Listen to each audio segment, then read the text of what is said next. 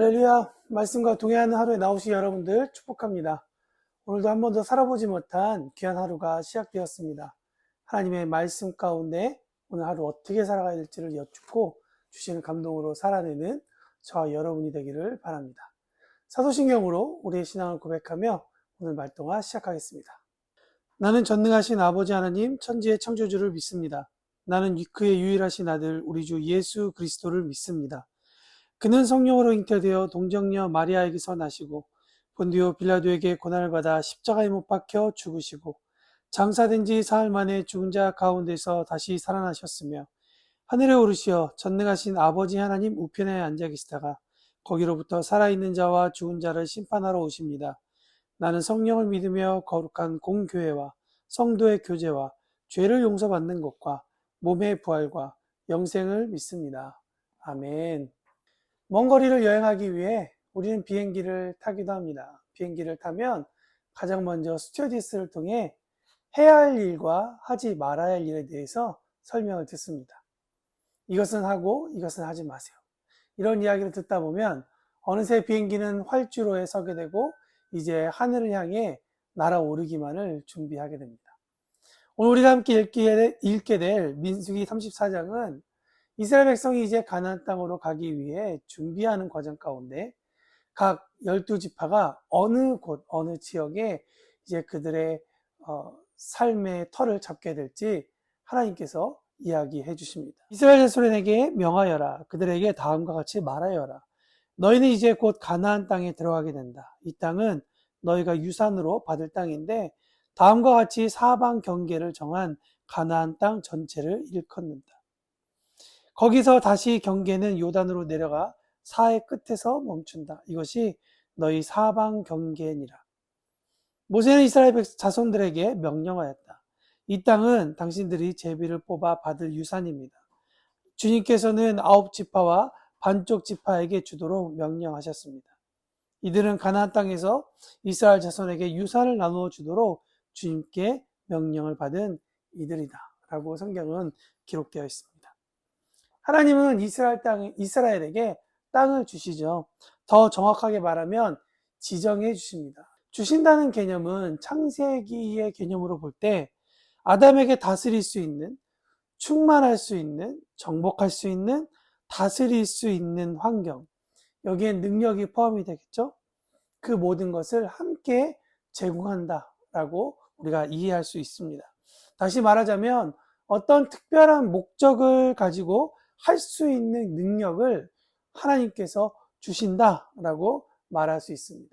그래서 하나님은 공평하시다라고 우리는 이야기할 수 있을 것 같습니다.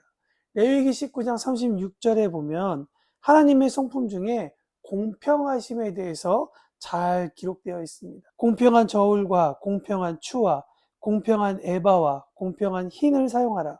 나는 너희를 인도하여 애굽 땅에서 나오게 한 너희의 하나님 여호와니라.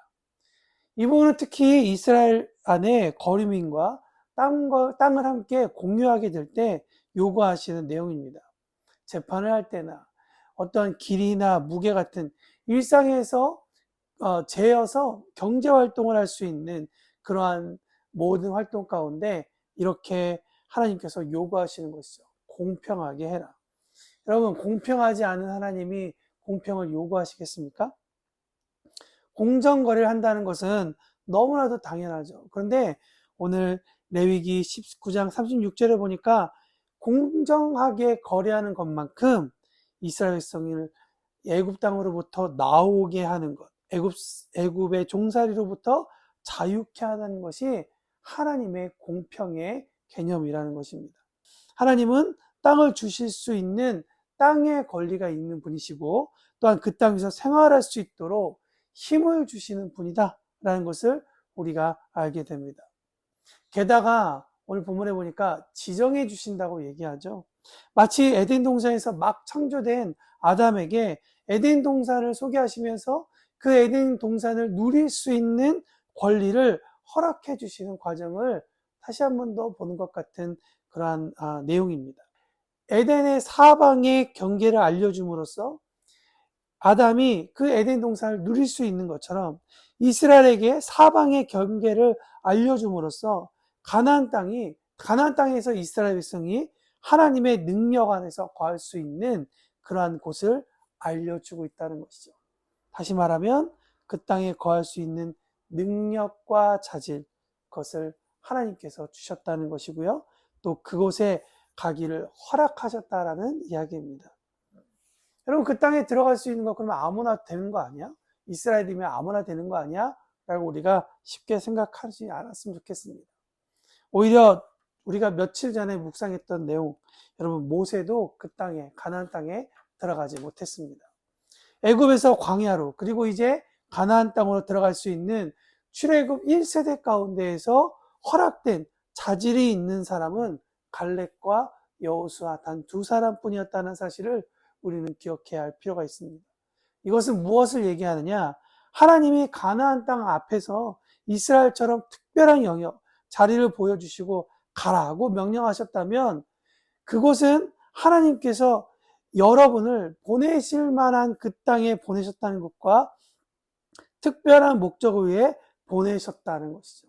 그렇기 때문에 하나님은 가야 할 그곳까지 정하셨다라는 것입니다. 아담과 하와는 에덴에서 하나님이 정하신 라인을 넘어섰죠. 그 결과 죄를 이 땅에 들이고 말았습니다. 이스라엘 역시 광야에서 가나안 땅에 들어가기 전에 하나님께서 정하신 라인을 받았죠. 저들은 그들의 조상 아담과 하와가 잘못한 전철을 밟지 않고 그 말씀을 온전히 따랐을까요? 아쉽게도 모든 지파가 전부 다 순종하여서 땅을 정복했다라고 성경은 기록하지 않습니다. 이렇게 또 불순종의 역사는 시작됩니다. 이러고 보면 하나님께서 나를 보내실 만한 영역, 특별한 목적을 이루기 위해 세우셨고 보내셨다는 그 하나님의 말씀, 그 말씀이 사실이냐 아니냐를 받아들이는 것은 사실 순종이냐 아니냐를 떠나 나를 지금 이곳에 보내신 하나님의 공평함을 신뢰하냐 하지 않느냐라는 믿음의 영역으로 오늘 성경 말씀은 우리의 시선을 돌리고 있다는 것입니다. 하나님은 여전히 이 땅 가운데에서 할 일을 보내셨고 하나님께서 특별한 영역으로 우리를 보내셨을 뿐만 아니라 그 영역에서 여러분과 저의 독특한 달란트를 통해 하나님의 나라를 세우는 특별한 목적이 있다라는 것을 우리는 꼭 기억했으면 좋겠습니다. 오늘 가야 할 그 영역 가운데에서 하나님의 영광을 드러내도록 여러분은 능력을 받으셨다는 사실을 기억하십시오. 또 여러분은 보냄을 받으셨다는 그 사실을 기억하십시오. 오늘도 힘내며 하나님의 영광 위에 살아가는 저와 여러분이 되기를 축복합니다.